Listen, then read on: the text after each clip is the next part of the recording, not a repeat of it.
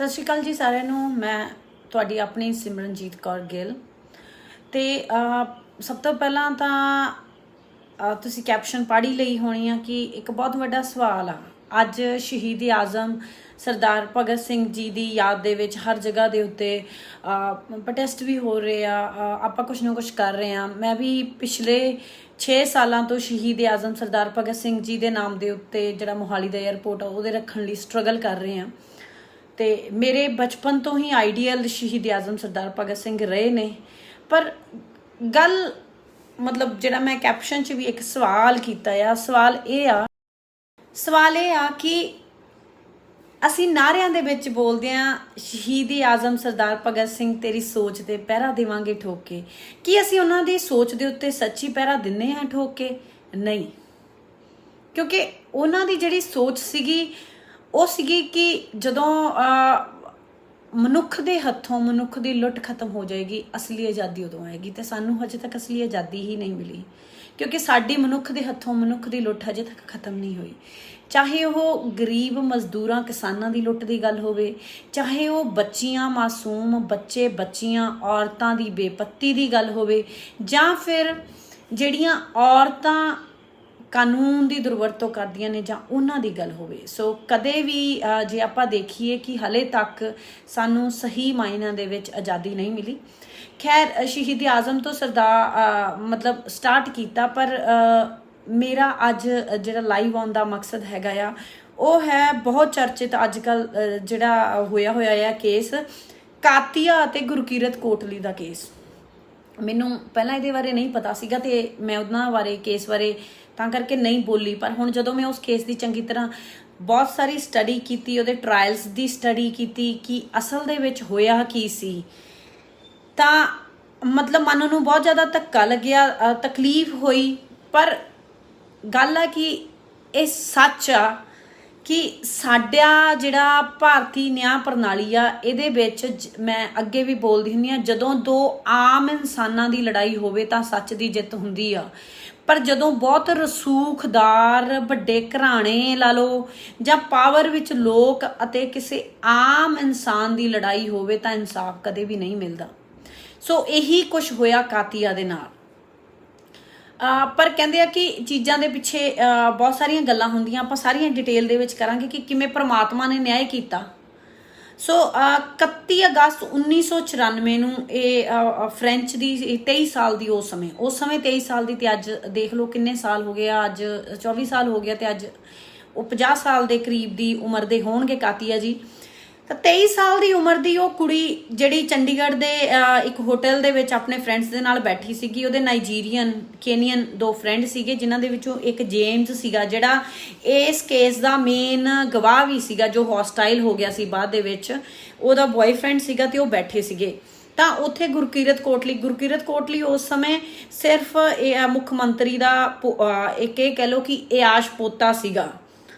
ਆਪਾਂ ਦੇਖਦੇ ਹੀ ਆ, ਆਪਾਂ ਮੂਵੀਜ਼ 'ਚ ਵੀ ਦੇਖਦੇ ਆ, ਆਪਾਂ ਨੂੰ ਵੈਸੇ ਵੀ ਪਤਾ ਹੈ ਕਿ ਜਦੋਂ ਵੱਡੇ ਮਿਨਿਸਟਰ ਹੁੰਦੇ ਆ ਤਾਂ ਉਹਨਾਂ ਦੇ ਸਾਰੇ ਨਹੀਂ ਹੁੰਦੇ, ਕਈ ਚੰਗੇ ਵੀ ਹੁੰਦੇ ਆ, ਬਟ ਬਹੁਤੇ ਜ਼ਿਆਦਾ ਵਿਗੜੀ ਹੋਈ ਜਿਹੜੀ ਔਲਾਦ ਹੁੰਦੀ ਆ ਤੇ ਉਹ ਸੋਚਦੀ ਆ ਕਿ ਜੋ ਸਾਡੇ ਸਾਹਮਣੇ ਆ ਗਿਆ, ਜੋ ਸਾਨੂੰ ਚਾਹੀਦਾ ਉਹ ਸਾਨੂੰ ਮਿਲ ਜਾਣਾ ਚਾਹੀਦਾ। ਤੇ ਉਹਨਾਂ ਨੇ ਕਾਤੀਆ ਨੂੰ ਦੇਖੇ ਤੇ ਕਾਤੀਆ ਦੇ ਕੋਲ ਗਏ ਤੇ ਕਾਤੀਆ ਤੇ ਉਹਨਾਂ ਦੇ ਵਿੱਚ ਬਹਿਸ ਹੋ ਗਈ।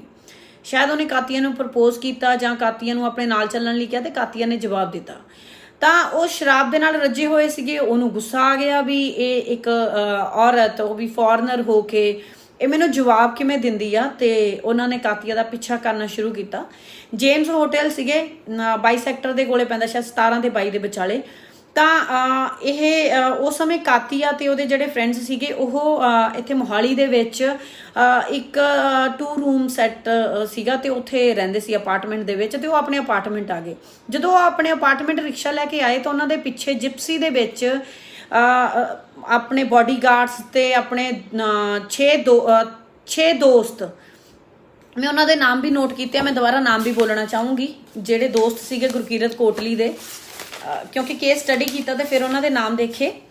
ਤਾਂ ਉਹਨਾਂ ਦੇ ਜਿਹੜੇ ਬੰਦੇ ਸੀਗੇ ਉਹਨਾਂ ਦੇ ਨਾਮ ਸੀਗੇ ਮਨਜਿੰਦਰ ਸਿੰਘ, ਅਲਾਇਸ ਤੇਜਾ, ਕੁਲਦੀਪ ਸਿੰਘ, ਇੰਦਰਜੀਤ ਸਿੰਘ, ਅਸ਼ਵਨੀ ਅਤੇ ਦੋ ਪੁਲਿਸ ਦੇ ਅਧਿਕਾਰੀ ਪੁਲਿਸ ਦੇ ਜਿਹੜੇ ਕਾਂਸਟੇਬਲ ਹੋ ਸਕਦੇ ਆ, ਹੋ ਸਕਦਾ ਕਿ ਉਹ ਕੋਟਲੀ ਦੇ ਬਾਡੀਗਾਰਡ ਹੋਣ ਉਸ ਸਮੇਂ, ਤਾਂ ਉਹ ਆਏ ਉੱਥੇ ਤੇ ਉਹਨਾਂ ਨੇ ਹੱਥੋਂ-ਪਾਈ ਕੀਤੀ ਜੇਮਸ ਦੇ ਨਾਲ ਤੇ ਜੇਮਸ ਨੂੰ ਉੱਥੇ ਸੁੱਟ ਕੇ ਮਾਰ ਕੇ ਤੇ ਜਿਪਸੀ ਦੇ ਵਿੱਚ ਕਾਤੀਆ ਨੂੰ ਚੱਕ ਕੇ ਇੱਕ ਫੈਕਟਰੀ ਲੈ ਗਏ।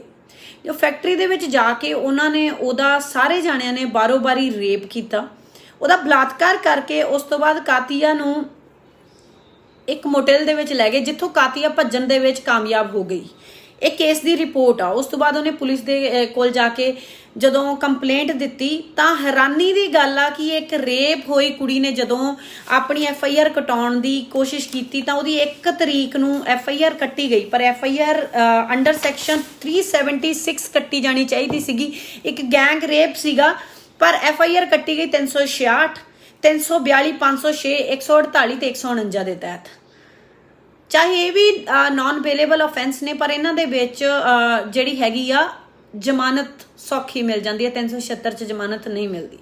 ਤੇ ਇੱਕ ਈਵਨ 354 ਤੱਕ ਨਾ ਇਹਦੇ ਵਿੱਚ 376 ਤੱਕ ਹੀ 354 ਦੀ ਵੀ FIR ਨਾ ਕੱਟੇਗੀ। ਕਿਉਂਕਿ ਉਸ ਸਮੇਂ ਜਿਹੜਾ ਕੋਟਲੀ ਸੀ ਉਹਦਾ ਦਾਦਾ ਮੁੱਖ ਮੰਤਰੀ ਸੀ ਪੰਜਾਬ ਦਾ, ਰਸੂਖ ਰੱਖਦਾ ਸੀ ਪੁਲਿਸ ਦੇ ਵਿੱਚ, ਹਰ ਜਗ੍ਹਾ ਤੇ ਉਹਦੀ ਚੱਲਦੀ ਸੀਗੀ। ਤੇ ਉਸ ਤੋਂ ਬਾਅਦ ਕਾਤੀਆ ਨੂੰ ਖਰੜ ਦੇ, ਕਿਉਂਕਿ ਉਸ ਸਮੇਂ ਡਿਸਟ੍ਰਿਕਟ ਕੋਰਟ ਰੋਪੜ ਪੈਂਦੀ ਹੁੰਦੀ ਸੀ ਮੋਹਾਲੀ ਨੂੰ, ਤਾਂ ਸੈਸ਼ਨ ਕੋਰਟ, ਕਿਉਂਕਿ ਹੁਣੀ ਸੈਸ਼ਨ ਕੋਰਟ ਅਲੱਗ ਹੋਈ ਆ, ਸਿਰਫ 4 ਸਾਲ ਹੀ 3-4 ਸਾਲ ਹੋਏ ਆ, ਤਾਂ ਪਹਿਲਾਂ ਰੋਪੜ ਸੈਸ਼ਨ ਕੋਰਟ ਪੈਂਦੀ ਸੀ। ਤਾਂ ਖਰੜ ਦੇ ਮੈਜਿਸਟ੍ਰੇਟ ਦੇ ਕੋਲ ਉਹਦੇ 64 ਦੇ ਬਿਆਨ ਵੀ ਹੁੰਦੇ ਨੇ ਜਿਹਦੇ ਵਿੱਚ ਜਿਹੜੀ ਆਇਡੈਂਟੀਫਿਕੇਸ਼ਨ ਪਰੇਡ ਆ, ਜਿੱਥੇ ਜਿਹੜੇ ਅਕਿਊਜ਼ਡ ਹੁੰਦੇ ਆ ਨੂੰ ਆਇਡੈਂਟੀਫਾਈ ਕਰਨਾ ਹੁੰਦਾ। ਤਾਂ ਇਹਨੇ ਜਦੋਂ ਇਹਨਾਂ ਦੀ 8-9 ਸਤੰਬਰ ਦੇ ਨੇੜੇ ਤੇੜੇ ਅਰੈਸਟ ਹੋ ਜਾਂਦੀ ਆ, ਸਾਰੇ ਅਕਿਊਜ਼ ਨੂੰ ਪਛਾਣਿਆ ਤੇ ਉਹਨੇ ਲਿਖਾਇਆ ਕਿ ਮੇਰੇ ਨਾਲ ਇਹਨਾਂ ਨੇ ਬਲਾਤਕਾਰ ਕੀਤਾ, ਨਾ ਮਲਸਟੇਸ਼ਨ ਨਹੀਂ, ਬਲਾਤਕਾਰ ਪ੍ਰੋਪਰ ਉਹਨੇ ਲਿਖਾਇਆ, ਪਰ ਉਸ ਬਲਾਤਕਾਰ ਨੂੰ ਸਿੰਪਲ ਮਲਸਟੇਸ਼ਨ ਤੇ ਅਬਡਕਸ਼ਨ ਦਾ ਕੇਸ ਬਣਾ ਦਿੱਤਾ ਗਿਆ। ਤੇ ਜਿਹਦੇ ਵਿੱਚ ਉਹਨਾਂ ਨੂੰ ਰੋਪੜ ਤੋਂ ਫਿਰ ਜ਼ਮਾਨਤ ਈਜ਼ੀਲੀ ਮਿਲ ਜਾਂਦੀ ਹੈ। ਜ਼ਮਾਨਤ ਮਿਲਣ ਤੋਂ ਬਾਅਦ ਜਦੋਂ ਹਾਲਾਤ ਦੇਖਦੇ ਆ ਉਹਦੇ ਵਿੱਚ ਹਿੰਮਤ ਸਿੰਘ ਜਿਹੜੇ ਹੈਗੇ ਆ ਉਹਨਾਂ ਨੂੰ ਅਪਾਇੰਟ ਕੀਤਾ ਜਾਂਦਾ ਆ ਤੇ ਸਿਮਰਨਜੀਤ ਸਿੰਘ ਮਾਨ ਦਾ ਇਹਦੇ ਵਿੱਚ ਬਹੁਤ ਵੱਡਾ ਰੋਲ ਰਿਹਾ ਕਿ ਉਹਨਾਂ ਨੇ PIL ਪਾ ਕੇ ਇਸ ਕੇਸ ਨੂੰ ਚੰਡੀਗੜ੍ਹ ਮੂਵ ਕਰਾ ਦਿੱਤਾ। ਤੇ ਕਿਉਂਕਿ ਚੰਡੀਗੜ੍ਹ ਵੀ ਇਨਸੀਡੈਂਟ ਦੇ ਵਿੱਚ ਸੀਗਾ ਤੇ ਹਾਈ ਕੋਰਟ ਦੇ ਆਰਡਰ ਡਾਇਰੈਕਸ਼ਨ ਦੇ ਮੁਤਾਬਿਕ ਇਸ ਕੇਸ ਨੂੰ ਚੰਡੀਗੜ੍ਹ ਦੇ ਵਿੱਚ ਜਿਹੜਾ ਹੈਗਾ ਆ ਸ਼ਿਫਟ ਕਰ ਦਿੱਤਾ ਗਿਆ। ਫਿਰ ਚੰਡੀਗੜ੍ਹ ਦੇ ਵਿੱਚ ਉਸ ਤੋਂ ਬਾਅਦ ਕਾਤੀਆ ਇੱਥੋਂ ਚਲੀ ਗਈ ਤੇ ਕਾਤੀਆ ਨੇ ਜਦੋਂ ਲੈਟਰ ਵੀ ਲਿਖੀ ਆ ਪਿੱਛੇ ਜਦੋਂ ਦੁਬਾਰਾ ਇੱਕ ਫ੍ਰੈਂਚ ਜਿਹੜੀ ਸੀਗੀ ਨੈਸ਼ਨਲ, ਉਹਦਾ ਰੇਪ ਹੋਇਆ ਸੀ ਚੰਡੀਗੜ੍ਹ ਦੇ ਵਿੱਚ, ਤਾਂ ਉਹਨੇ ਕਾਤੀਆ ਨੇ ਇੱਕ ਖੁੱਲੀ ਲੈਟਰ ਲਿਖੀ ਸੀ ਜਿਹੜਾ 2016 ਦੇ ਵਿੱਚ ਆਈ ਥਿੰਕ ਦੁਬਾਰਾ ਫਿਰ ਇਹ ਮਸਲਾ ਚੱਕਿਆ ਗਿਆ ਸੀਗਾ, ਜਿਹੜਾ ਮਸਲਾ ਇੰਨੇ ਸਾਲਾਂ ਤੋਂ ਬੰਦ ਪਿਆ ਸੀ। ਤੇ ਕਾਤੀਆ ਨੇ ਉਸ ਲੈਟਰ ਦੇ ਵਿੱਚ ਇਹ ਚੀਜ਼ ਮੈਂਸ਼ਨ ਕੀਤੀ ਕਿ ਮੈਂ ਭਾਰਤ ਤੋਂ ਇੰਨੀ ਕੁ ਡਰੀ ਹੋਈ ਸੀਗੀ ਕਿ ਉਹ ਇੰਨੇ ਰਸੂਖਦਾਰ ਬੰਦੇ ਸੀਗੇ ਕਿ ਮੈਂ ਵਾਪਸ ਕਦੇ ਨਾ ਆ ਸਕੀ, ਪਰ ਅੱਜ ਵੀ ਮੈਂ ਡਰਦੀ ਹਾਂ ਕਿ ਮੈਨੂੰ ਕਿਸ ਤਰ੍ਹਾਂ ਉਹਨਾਂ ਨੇ ਬਰੂਟਲੀ ਰੇਪ ਕੀਤਾ। ਸੋ ਉਹਨੇ ਇਹ ਚੀਜ਼ ਉਹਦੇ ਵਿੱਚ ਮੈਂਸ਼ਨ ਕੀਤੀ ਆ ਉਹਨੇ ਆਪਣੀ ਲੈਟਰ ਦੇ ਵਿੱਚ, ਜਿਹਦੇ ਤੇ NCW ਨੇ ਦੁਬਾਰਾ ਸੂਓ ਮੋਟੋ ਵੀ ਲਿਆ ਸੀਗਾ ਤੇ ਗਵਰਨਮੈਂਟ ਆਫ ਇੰਡੀਆ ਨੂੰ ਸਵਾਲ ਕੀਤੇ ਸੀ 2017 ਦੀ ਜਦੋਂ ਗਵਰਨਮੈਂਟ ਬਣਦੀ ਆ ਜਾਂ ਜਦੋਂ ਇਹ MLA ਬਣ ਕੇ ਆਂਦਾ ਗੁਰਕੀਰਤ ਕੋਟਲੀ, ਪਰ ਉਸ ਚੀਜ਼ ਦੇ ਉੱਤੇ ਕੁਝ ਵੀ ਨਾ ਕੀਤਾ ਗਿਆ। ਤੇ ਉਸ ਤੋਂ ਪਹਿਲਾਂ ਹੀ ਜਿਹੜੇ ਟਰਾਇਲ ਕਿਵੇਂ ਬੰਦ ਹੋ ਜਾਂਦੇ ਆ, ਟਰਾਇਲ ਦੇ ਵਿੱਚ ਜਿਹੜਾ ਮੇਨ ਵਿਟਨੈਸ ਸੀਗਾ, ਟੋਟਲ 36 ਵਿਟਨੈਸ ਸੀਗੇ ਜਿਨ੍ਹਾਂ ਨੂੰ ਐਗਜ਼ਾਮਿਨ ਕੀਤਾ ਗਿਆ। 36 ਦੇ ਵਿੱਚੋਂ ਮੈਕਸਿਮਮ ਜਿਹੜੇ ਵਿਟਨੈਸ ਸੀਗੇ ਉਹ ਹੌਸਟਾਈਲ ਹੋ ਗਏ। ਹੌਸਟਾਈਲ ਵਿਟਨੈਸ ਕੀ ਹੁੰਦਾ? ਹੌਸਟਾਈਲ ਵਿਟਨੈਸ ਹੁੰਦਾ ਜਦੋਂ ਕੋਈ ਗਵਾਹ ਮੁੱਕਰ ਜਾਂਦਾ ਆ, ਤਾਂ ਗਵਾਹ ਮੁੱਕਰ ਗਏ। ਉਸੇ ਤਰ੍ਹਾਂ ਜਿਹੜਾ ਜੇਮਸ ਸੀਗਾ ਉਹ ਵੀ ਮੁੱਕਰ ਗਿਆ, ਜੇਮਸ ਨੂੰ ਇੱਥੇ ਡਰਾਇਆ ਧਮਕਾਇਆ ਜਾਂ ਉਹਨੂੰ ਪੈਸਿਆਂ ਦਾ ਲਾਲਚ ਦਿੱਤਾ ਗਿਆ ਤੇ ਉਹ ਆਪਣੀ ਗਵਾਹੀ ਤੋਂ ਮੁੱਕਰ ਗਿਆ। ਗਵਾਹੀ ਤੋਂ ਮੁੱਕਰਨ ਦੇ ਕਰਕੇ ਇਹ ਕੇਸ ਬੰਦ ਹੋ ਗਿਆ ਤੇ ਇਹਨੂੰ ਦੁਬਾਰਾ ਕੋਈ ਇਸ ਦੀ ਅਪੀਲ ਨਹੀਂ ਪਈ ਤੇ ਇਹ ਸਾਰੇ ਜਾਣੇ 1999 ਦੇ ਵਿੱਚ ਬਰੀ ਹੋ ਗਏ। ਪਰ ਪ੍ਰਮਾਤਮਾ ਕਹਿੰਦੇ ਆ ਕਿ ਇਨਸਾਫ ਕਰਦਾ ਕਿ 31 ਅਗਸਤ 1994 ਨੂੰ ਇਹ ਰੇਪ ਕਰਦੇ ਨੇ ਤੇ 31 ਅਗਸਤ 1995 1 ਸਾਲ ਬਾਅਦ ਬੇਅੰਤ ਸਿੰਘ ਦਾ ਅਸੈਸੀਨੇਸ਼ਨ ਹੁੰਦਾ। ਇਹ 31 ਅਗਸਤ 1995 ਹੀ ਕਿਉਂ? ਇਹ ਕਿਤੇ ਨਾ ਕਿਤੇ ਉਸ ਰੱਬ ਦਾ ਇਨਸਾਫ ਸੀਗਾ ਕਿ ਤੇਰੀ ਪਾਵਰ ਦੇ ਕਰਕੇ ਤੇਰੇ ਪੋਤੇ ਨੇ ਇੱਕ ਬੇਗੁਨਾਹ ਨਾਲ ਇੰਨਾ ਕੁਝ ਕੀਤਾ ਤੇ ਉਹੀ ਡੇਟ ਚੁਣੀ ਗਈ। ਸੋਚਣ ਵਾਲੀ ਗੱਲ ਆ। ਇਹ ਮੇਰੇ ਲਈ ਵੀ ਇੱਕ ਹੈਰਾਨੀ ਦੀ ਗੱਲ ਸੀਗੀ ਕਿ ਇਹ ਕਿਵੇਂ ਹੋਇਆ। ਬੇਸ਼ੱਕ ਬੇਅੰਤ ਸਿੰਘ ਨੇ ਨਸੀਬ ਚੰਦ ਟੰਡਨ ਨੂੰ ਹਾਇਰ ਕਰਕੇ ਆਪਣੇ ਪੋਤੇ ਨੂੰ, ਮਤਲਬ ਉਦੋਂ ਰਿਹਾ ਕਰਾ ਲਿਆ ਤੇ 1999 ਦੇ ਵਿੱਚ ਸਾਰੇ ਬਰੀ ਹੋ ਗਏ। ਤੇ ਜਦੋਂ ਕੋਰਟ ਕਿਸੇ ਨੂੰ ਬਰੀ ਕਰ ਦਿੰਦੀ ਆ ਤਾਂ ਉਹਨੂੰ ਫਾਈਨਲ ਡਿਸੀਜਨ ਮੰਨਿਆ ਜਾਂਦਾ ਆ। ਪਰ ਜਦੋਂ ਇਸ ਕੇਸ ਨੂੰ ਇਸੇ ਕਰਕੇ ਅਸੀਂ ਵੀ ਚੁੱਪ ਬੈਠੇ ਸੀ, ਪਰ ਜਦੋਂ ਇਸ ਕੇਸ ਨੂੰ ਚੰਗੀ ਤਰ੍ਹਾਂ ਘੋਖਿਆ, ਇਹਨੂੰ ਪਰਖਿਆ ਤਾਂ ਇਹ ਕੇਸ ਬਿਲਕੁਲ ਸੱਚ ਸੀ। ਤਾਂ ਗੱਲ ਹੁਣ ਸਵਾਲ ਇਹ ਆਉਂਦੀ ਆ ਕਿ ਅਸੀਂ ਆਪਣੇ ਆਪ ਨੂੰ ਗੁਰੂਆਂ ਪੀਰਾਂ ਦੇ ਵਾਰਿਸ ਮੰਨਦੇ ਹਾਂ। ਜੇ ਅਸੀਂ ਗੁਰੂਆਂ ਪੀਰਾਂ ਦੇ ਵਾਰਿਸ ਹਾਂ ਤਾਂ ਅਸੀਂ ਇਹੋ ਜਿਹੇ ਬਲਾਤਕਾਰੀਆਂ ਨੂੰ ਚੁਣ ਕੇ ਆਪਣੇ ਨੁਮਾਇੰਦੇ ਬਣਾ ਕੇ ਭੇਜਦੇ ਕਿਉਂ ਆ? ਪਹਿਲੀ ਗਲਤੀ।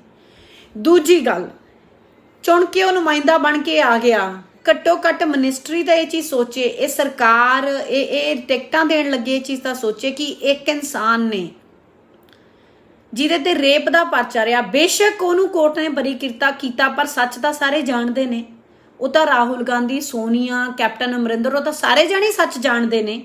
ਜਾਂ ਜਿਨ੍ਹਾਂ ਨੇ ਜਿਹੜੇ ਸੀਐਮ ਸਾਹਿਬ ਨੇ, ਹੁਣ ਮੈਂ ਲਿਟਰਲੀ ਇੱਜ਼ਤ ਕਰਦੀ ਹਾਂ, ਰਿਸਪੈਕਟ ਕਰਦੀ ਹਾਂ ਕਿ ਇੱਕ ਆਮ ਪਰਿਵਾਰ ਚੋਂ ਉੱਠ ਕੇ ਇੱਕ ਚੀਫ ਮਿਨਿਸਟਰ ਬਣੇ ਨੇ ਚੰਨੀ ਜੀ। ਪਰ ਚੰਨੀ ਜੀ ਨੇ ਕੀ ਇਹ ਗੱਲ ਸੋਚੀ ਕਿ ਉਹ ਜਿਸ ਬੰਦੇ ਨੂੰ ਮਿਨਿਸਟਰ ਬਣਾ ਰਹੇ ਨੇ ਉਹਨੇ ਭਾਰਤ ਦਾ, ਪੰਜਾਬ ਦਾ ਜਿਹੜਾ ਨਾਮ ਆ ਉਹੀ ਇਕੱਲਾ ਕਾਲਾ ਨਹੀਂ ਕੀਤਾ, ਉਹਨਾਂ ਨੇ ਇੱਕ ਬੇਗੁਨਾਹ ਔਰਤ ਦੀ ਬੇਪੱਤੀ ਕੀਤੀ ਆਪਣੀ ਪਾਵਰ ਦੇ ਨਸ਼ੇ ਦੇ ਵਿੱਚ, ਸ਼ਰਾਬ ਦੇ ਨਸ਼ੇ ਦੇ ਵਿੱਚ।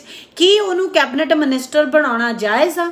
ਸੋ ਇਹ ਬਹੁਤ ਸਾਰੇ ਸਵਾਲ ਨੇ ਜਿਹੜੇ ਇਸ ਚੀਜ਼ ਦੇ ਵਿਰੁੱਧ ਆਵਾਜ਼ਾਂ ਉੱਠ ਰਹੀਆਂ ਨੇ ਕਿ ਇਹਨੂੰ ਮਿਨਿਸਟਰ ਨਹੀਂ ਬਣਾਉਣਾ ਚਾਹੀਦਾ। ਉਹ ਬਿਲਕੁਲ ਜਾਇਜ਼ ਜਿਹੜੀਆਂ ਮੰਗਾਂ ਨੇ ਤੇ ਮੈਨੂੰ ਲੱਗਦਾ ਸਾਨੂੰ ਸਾਰਿਆਂ ਨੂੰ ਇਹਦੇ ਖਿਲਾਫ ਆਵਾਜ਼ ਚੱਕਣੀ ਚਾਹੀਦੀ ਆ, ਕਿਉਂਕਿ ਜਿਹੜੇ ਲੋਕ ਇਹੋ ਜੀਆਂ ਹਰਕਤਾਂ ਕਰਦੇ ਨੇ, ਜਿਹੜੇ ਕਿਸੇ ਦਾ ਬਲਾਤਕਾਰ ਕਰਦੇ ਨੇ, ਬੇਸ਼ੱਕ ਉਹਨਾਂ ਨੂੰ ਕੋਰਟ ਨੇ ਬਰੀ ਕਰਤਾ, ਪਰ ਉਹਨਾਂ ਦੇ ਖਿਲਾਫ ਜਿਹੜੀ ਹੈਗੀ ਆ ਕਾਰਵਾਈ ਕਰਨੀ ਬਣਦੀ ਆ। ਇਹੋ ਜਿਹੇ ਬੰਦਿਆਂ ਨੂੰ ਨਾ ਤਾਂ ਟਿਕਟ ਦੇਣੀ ਬਣਦੀ ਆ, ਨਾ ਹੀ ਇਹੋ ਜਿਹੇ ਬੰਦੇ ਨੂੰ ਸਾਡੇ ਲੋਕਾਂ ਵੱਲੋਂ ਜਿਤਾਇਆ ਜਾਣਾ ਬਣਦਾ ਆ। ਤੇ ਜੇ ਜਿਤਾ ਹੀ ਦਿੱਤਾ, ਫਿਰ ਜਦ ਕਸੂਰਵਾਰ ਤਾਂ ਅਸੀਂ ਹੋ ਗਏ, ਫਿਰ ਅਸੀਂ ਕਿਸੇ ਦੀ ਇਹ ਵੀ ਕਸੂਰ ਕਿਉਂ ਕੱਢੀਏ ਵੀ ਕਿਸੇ ਨੇ ਉਹਨੂੰ ਕੈਬਨਿਟ ਦੇ ਵਿੱਚ ਸ਼ਾਮਲ ਕਰ ਲਿਆ।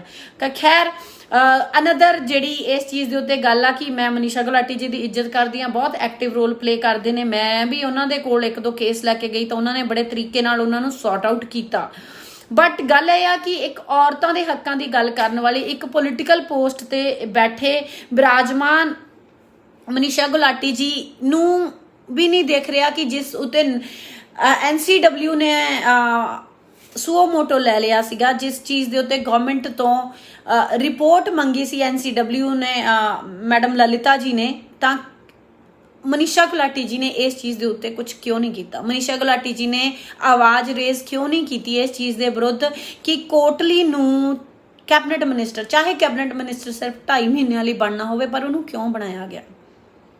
ਸੋ ਇਹ ਬਹੁਤ ਵੱਡਾ ਸਵਾਲ ਆ। ਇਹ ਮੈਨੂੰ ਵੀ ਪਤਾ ਹੈ ਕਿ ਮੇਰੇ ਆਵਾਜ਼ ਉਠਾਉਣ ਦੇ ਨਾਲ ਜਾਂ ਮੇਰੇ ਬੋਲਣ ਦੇ ਨਾਲ ਇਸ ਚੀਜ਼ ਦਾ ਕੋਈ ਹੱਲ ਨਹੀਂ ਨਿਕਲਣਾ, ਪਰ ਮੇਰਾ ਫਰਜ਼ ਆ ਕਿ ਮੇਰੇ ਕੋਲ ਜਿੰਨੀ ਕੁ ਵੀ ਮੇਰੇ ਪੇਜ ਦੇ ਥਰੂ ਜਿੰਨੀ ਕੁ ਵੀ ਆਡੀਅנס ਹੈਗੀ ਆ, ਮੈਂ ਜਿੰਨਾ ਕੁ ਵੀ ਕਿਸੇ ਨੂੰ ਜਾਗਰੂਕ ਕਰ ਸਕਦੀ ਹਾਂ, ਜਿੰਨਾ ਕੁ ਵੀ ਕਿਸੇ ਨੂੰ ਸੱਚ ਦਿਖਾ ਸਕਦੀ ਹਾਂ, ਮੈਂ ਸੱਚ ਦਿਖਾਵਾਂ। ਮੈਂ ਪਹਿਲਾਂ ਇਸ ਚੀਜ਼ ਦੇ ਉੱਤੇ ਨਹੀਂ ਬੋਲੀ ਕਿਉਂਕਿ ਮੈਨੂੰ ਸੱਚ ਨਹੀਂ ਪਤਾ ਸੀ। ਜਦੋਂ ਮੈਂ ਇਸ ਚੀਜ਼ ਦੀ ਪੂਰੀ ਪ੍ਰੋਪਰ ਸਟੱਡੀ ਕੀਤੀ, ਮੈਂ ਵੈਰੀਫਾਈ ਕੀਤਾ, ਮੈਂ ਕਈ ਵਿਟਨੈਸਸ ਨਾਲ ਗੱਲ ਕੀਤੀ, ਮੈਂ ਇਹਦੇ ਟਰਾਇਲਸ ਨੂੰ ਸਟੱਡੀ ਕੀਤਾ, ਤਾਂ ਸਟੱਡੀ ਕਰਨ ਤੋਂ ਬਾਅਦ ਇਹੀ ਚੀਜ਼ ਨਿਕਲੀ ਆ ਕਿ ਉਹਨਾਂ ਨੂੰ ਸਫੀਸ਼ੀਐਂਟ ਪ੍ਰੂਫ ਨਾ ਹੋਣ ਦੇ ਕਰਕੇ ਉਹਨਾਂ ਨੂੰ ਛੱਡ ਦਿੱਤਾ ਗਿਆ, ਉਹਨਾਂ ਨੂੰ ਬਰੀ ਕਰ ਦਿੱਤਾ ਗਿਆ। ਸਫੀਸ਼ੀਐਂਟ ਪ੍ਰੂਫ ਕਿਉਂ? ਕਿਉਂਕਿ ਕਾਤੀਆ ਕਦੇ ਵੀ ਵਾਪਸ ਭਾਰਤ ਆਈ ਹੀ ਨਹੀਂ।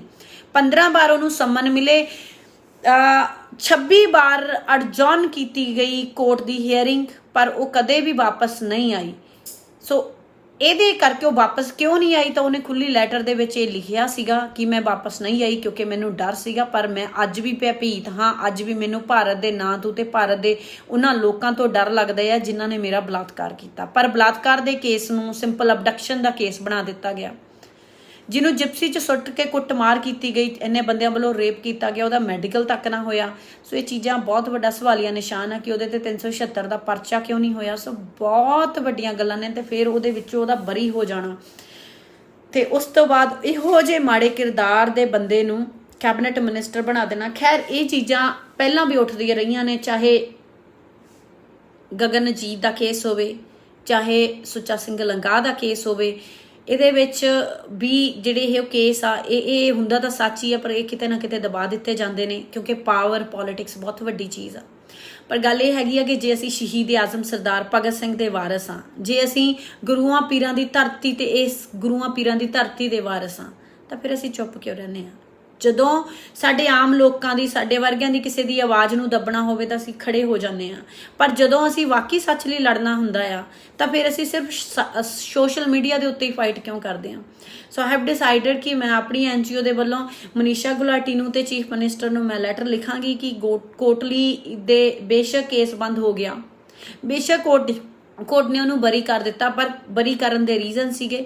ਸੋ ਉਹਨੇ ਸਾਡੇ ਭਾਰਤ ਦਾ, ਸਾਡੇ ਪੰਜਾਬ ਦਾ ਨਾਮ ਬਦਨਾਮ ਕੀਤਾ, ਉਹਨੇ ਇੱਕ ਔਰਤ ਦੀ ਇੱਜ਼ਤ ਨੂੰ ਤਾਰ-ਤਾਰ ਕੀਤਾ, ਇੱਕ ਬੇਗੁਨਾਹ ਦੀ ਪੱਤ ਲੁੱਟੀ ਤੇ ਉਹਨੂੰ ਇੱਥੋਂ ਭੱਜਣ ਨੂੰ ਮਜਬੂਰ ਕੀਤਾ। ਤੇ ਇਹੋ ਜਿਹੇ ਬੰਦੇ ਨੂੰ ਕੈਬਨਿਟ ਮਿਨਿਸਟਰ ਬਣਨ ਦਾ ਕੋਈ ਹੱਕ ਨਹੀਂ ਹੈਗਾ। ਮੈਂ ਆਪਣੇ ਵੱਲੋਂ ਲੈਟਰ ਲਿਖਾਂਗੀ ਤੇ ਉਮੀਦ ਆ ਕਿ ਤੁਸੀਂ ਵੀ ਸਾਰੇ ਇਸ ਚੀਜ਼ ਨੂੰ ਸਪੋਰਟ ਕਰੋਗੇ ਤੇ ਸਾਨੂੰ ਇਹੋ ਜਿਹੀਆਂ ਚੀਜ਼ਾਂ ਦੇ ਵਿਰੁੱਧ ਆਵਾਜ਼ ਚੱਕਣੀ ਚਾਹੀਦੀ ਹੈ ਤੇ ਅੱਗੋਂ ਤੋਂ ਇਹੋ ਜਿਹੇ ਬੰਦਿਆਂ ਨੂੰ, ਪਰ ਕਸੂਰਵਾਰ ਜਿਹੜੀ ਕੈਬਨਿਟ ਮਿਨਿਸਟਰ ਚੁਣਨ ਵਾਲੇ ਨਾਲੋਂ ਜ਼ਿਆਦਾ ਸਾਡੇ ਲੋਕ ਨੇ ਜਿਹੜੇ ਇਹੋ ਜਿਹੇ ਬੰਦਿਆਂ ਨੂੰ MLA MP ਬਣਾ ਕੇ ਭੇਜਦੇ ਨੇ। ਸੋ ਆਪਣੇ ਨੁਮਾਇੰਦੇ ਇਹੋ ਜਿਹੇ ਨਾ ਰੱਖੋ।